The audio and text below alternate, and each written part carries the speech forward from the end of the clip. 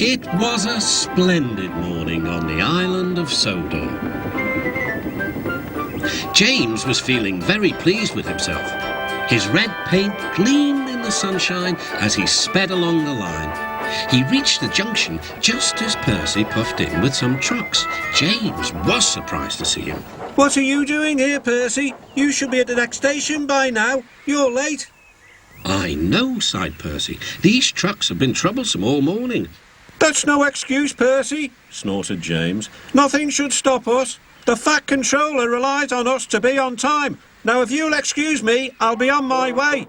And James puffed importantly away. Bossy buffers, muttered Percy.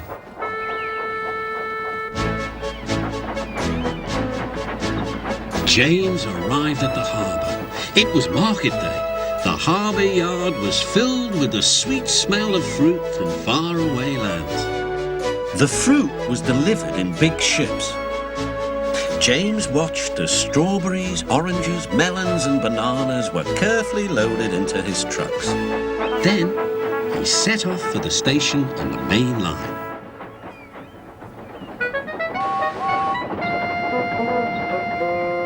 On the way, he met Thomas.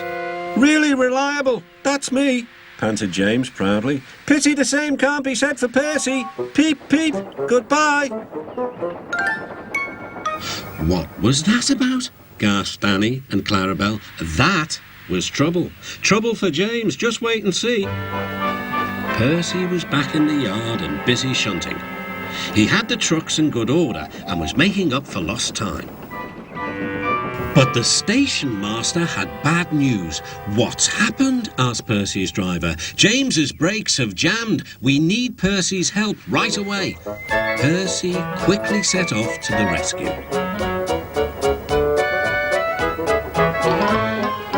He found James stuck on the line and looking glum.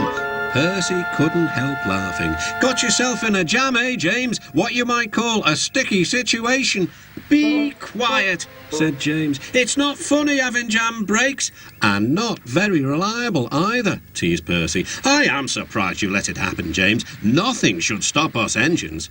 That's enough, Percy, said his driver. Can you push these trucks? Of course I can, whistled Percy. There's no time to lose. James has done too much of that already.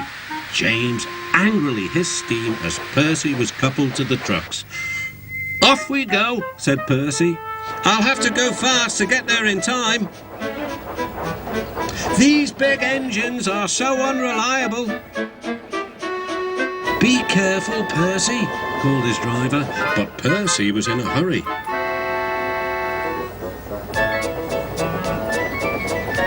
He didn't see that the points had failed and that he had been diverted into a siding. Look out, Percy, shouted his driver and applied the brakes. But it was too late. The driver and the fireman had jumped clear.